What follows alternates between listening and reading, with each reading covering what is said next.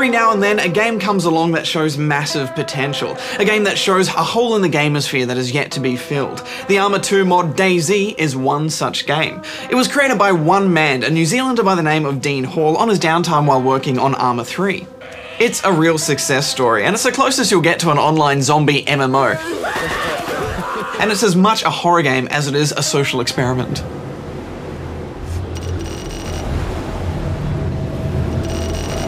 You're dumped into the world with basic gear, a handful of bullets, food and drink, and no help or guidance whatsoever.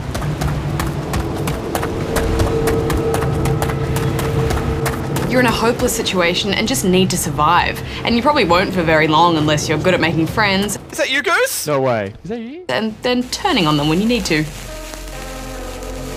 The world of DayZ is brutal and unforgiving, but it's also one of the most compelling games I've ever played. It's certainly unique. To play DayZ, you'll need Arma 2 and its DLC and a lot of patience. This mod is still very early in its development, so it's surprising that it's running so well considering it's a game in alpha. So take all of our complaints with a grain of salt. I forgot how beautiful this Arma world can look. There's an eerie stillness to the world, and it just feels post-apocalyptic. Abandoned buildings and barns, mass graves, and run-down towns just scream zombie infestation. Yeah, it's creepy. You'll often be looking at a field and you think, okay, this looks safe, and then suddenly you'll see one zombie swaggering off in the distance, and then a whole host of zombies and scores of them running at you. Oh my god, there's so many, and they're sprinting! I think Hex is running from Oh my god, I got The zombies in this game are especially terrifying for a few reasons. Firstly, their AI models are very basic, so that makes them a bit unpredictable, especially the ones that erratically zigzag about. Oh no, there are so many. Oh man. They will spot you if you get too close and aren't flat on the ground or if you make too much noise, and they're so fast. If you're in a big city, it's just a matter of time before you do something stupid, and then you have a whole horde on you, and you know you're already dead. 11. Oh no! Through a door. Seriously, I'm running now, and that's a lot of zombies. Yeah, the last thing you want to do is sprint through a town in DayZ, unless you want to start that zombie conga line.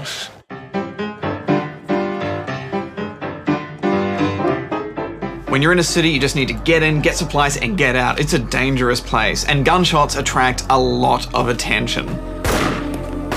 They're all coming. And the zombies are relentless. They'll just chase you, and then more will chase you, and then they'll gather more, and they'll just never stop. Even the creepy crawly ones along the ground, they have determination and double gumption. They'll climb ladders and glitch into view. In fact, they can even hit you through walls. If you do get busted in a populated area, you need to leg it to somewhere quiet and then take them out to pasture. Or run into a building or up a ladder and make a stand. And be prepared for a long fight. Ooh, lighthouse. Where does that put us? The controls and interface for this game are an abomination that you hope will eventually get ironed out, although Arma 2's controls always were bafflingly wonky. Sprinting, crouching, prone, aiming, eating, bandaging. Morphine? All of these things are painfully unintuitive to do and will often get you killed. Ah, behind you! And in fairness, this is mostly because the game is still an alpha.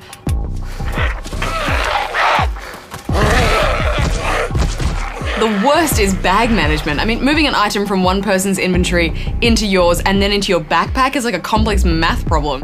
The M16 mag. Did you get my pistol mag? No, it's not in the bag. Okay.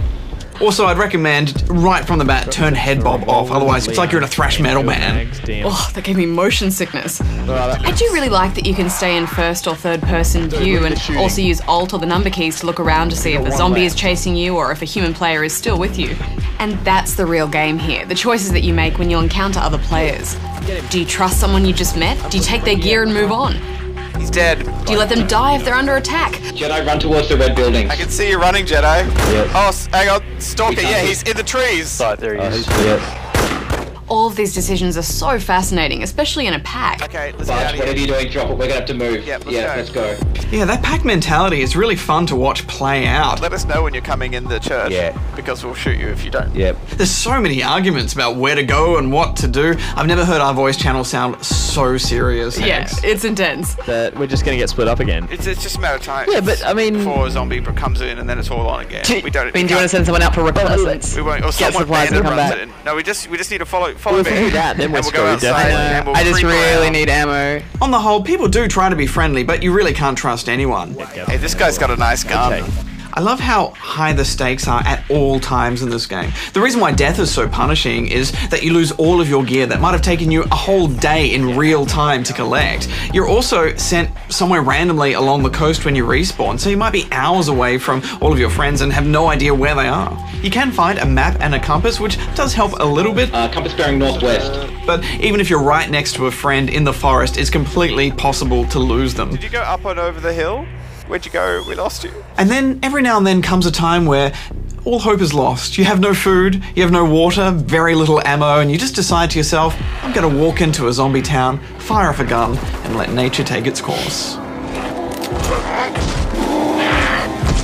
It takes time to get this game going. Installing the mod and even getting into a server took me an hour the first time, and once you've done that, you have the difficult task of finding everyone. There is no way to see yourself represented on a map. You can only look at street signs in the game, and they're all in freaking Russian. Then EPHOROPCK. No idea. I mean, I could hear you having a grand old time, but I had no idea where you were.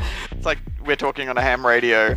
And I couldn't speed the process up because if you walk or even stand near a zombie, then they'll see you and they'll mob you. And then you have to back away and shoot and back away and shoot. And the only way to avoid this is to crawl or crouch crawl, which is slow.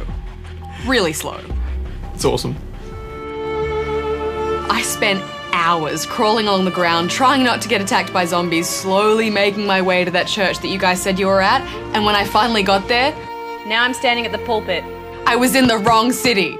Okay. Nope, the different church. There's more than one church. Yeah, that was a little bit heartbreaking. Couldn't believe it. I died a little bit inside that day, and it wasn't until the next day when I was randomly prone crawling past a town when I spied another church. And suddenly, Great time. Yeah, I see you! I see you, Seth!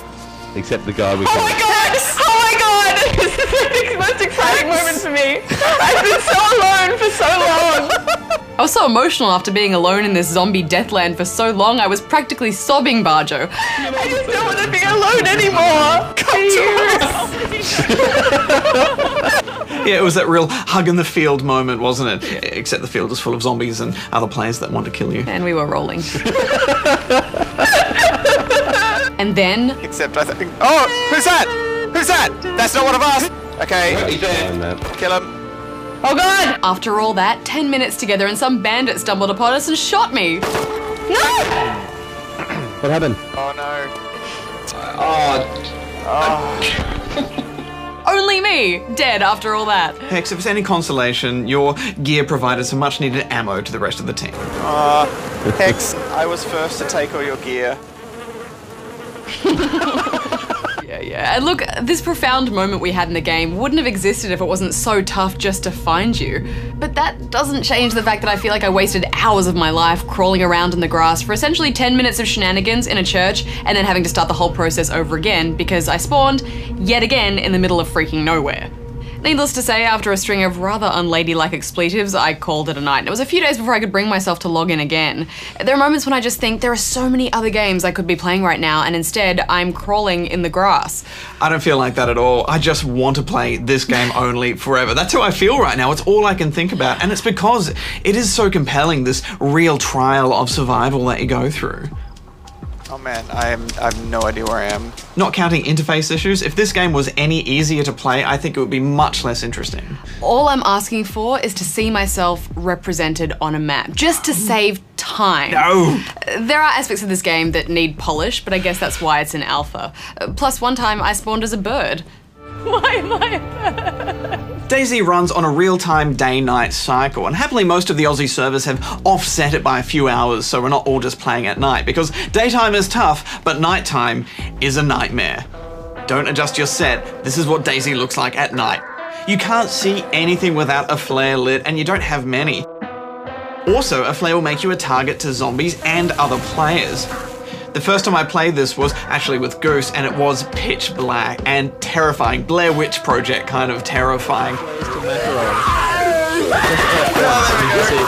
I'm in a car, the zombies are outside, and I'm just gonna chill in here.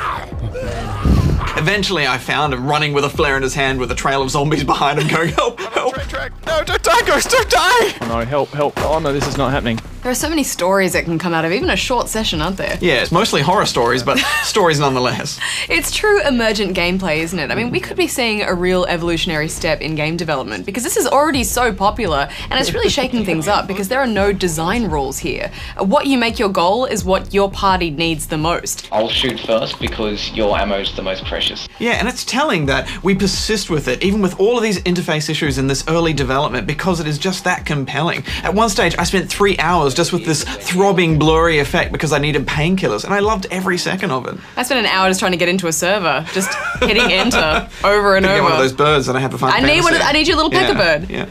I love the different types of emotions this game stirs up as well. I've had some really dark thoughts playing this game, Hex, walking behind someone who I've met and maybe fought side by side with for a while, and then suddenly realizing I've only got one flare and no ammo, and maybe if I just hang back a little bit and take him out, I will survive a bit longer. Harsh, Barjo. Yeah.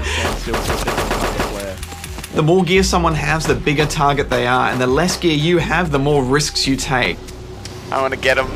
After a while, attacking other players does take a toll on your soul, but you just got to do what you can to survive. Oh, someone's shooting me.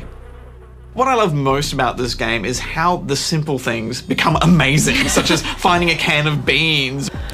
I can't believe we've done this. We've lit a fire. This is more satisfying than lighting a fire in real life. Yeah. Dare to walk over it. Being in a group and someone opens a drink and you're like, oh, having a little sip there. Just the sound of that can being open. You know, seeing someone across the way in another building. Hi. There are extreme highs and extreme lows in DayZ, and you'll probably learn something about yourself as well. It's not fair to score this game because it's not finished yet, but we will be keeping it on the radar. Have you got bullets, Wipeout? I got a frag grenade, guys. I'm gonna do it. It's the only thing we can do. Just try and stay alive. Get down.